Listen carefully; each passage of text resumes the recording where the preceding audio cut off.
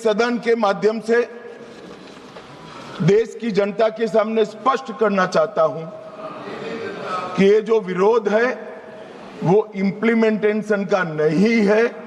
ये विरोध केवल और केवल महिला आरक्षण का ही विरोध किया। और मान्यवर,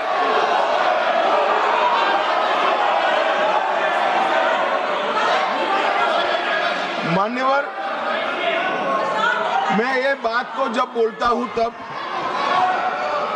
मेरी जिम्मेदारी बनती है कि इस सदन को इस बात से मैं कन्विंस करूं कि तरीकों का विरोध नहीं है, बिल के तत्व का, महिलाओं के आरक्षण का विरोध है। मान्यवर, ये 3 विधेयकों में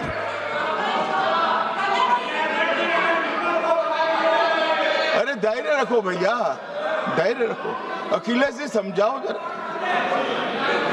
मान्यवर,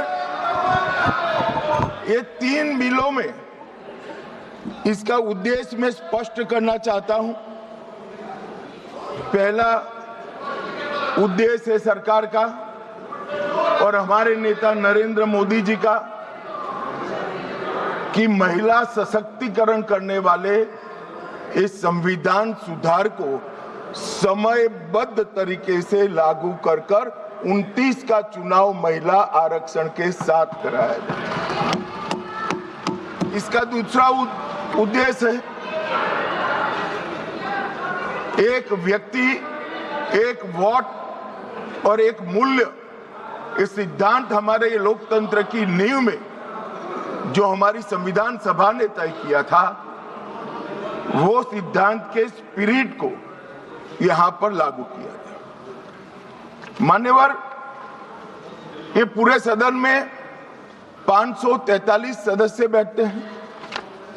किसी की सीट में वोटर्स की संख्या 39 लाख है, किसी की 60,000 और ढेर सारी सीटें ऐसी हैं जो 70 के दशक में फ्रीज हो गए, तब से लेकर आज तक इतनी बड़ी हो गई है कि सांसद अपने मतदाता को अपना मुंह भी नहीं दिखा सकता, क्योंकि इतनी बड़ी आबादी को वो कैसे संभाल पाए।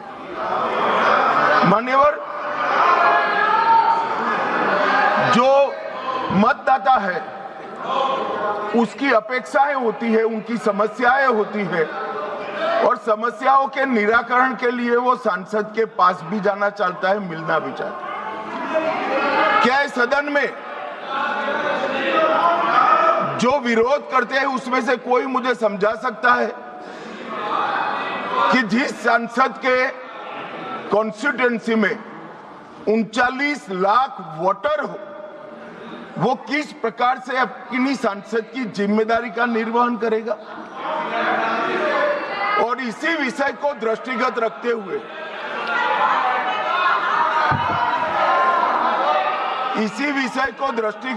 हुए हमारे संविधान में समय समय पर परिसीमन का प्रावधान किया गया है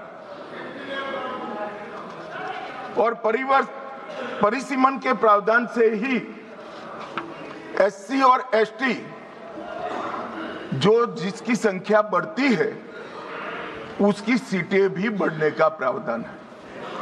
तो एक प्रकार से जो परिसीमन का विरोध कर रहे हैं वो एससी और एसटी सीटों की बढ़ोतरी का विरोध कर रहा है, वो ध्यान में रखिए। मान्यवर, संतुलित, समावेशी और व्यवहारिक लोकतांत्रिक ढांचा ये तैयार करना, इसकी जिम्मेदारी संविधान ने सरकार जो अधिकार में होती है उसको दी। तो अभी ये जिम्मेदारी नरेंद्र मोदी जी की सरकार को दी गई है।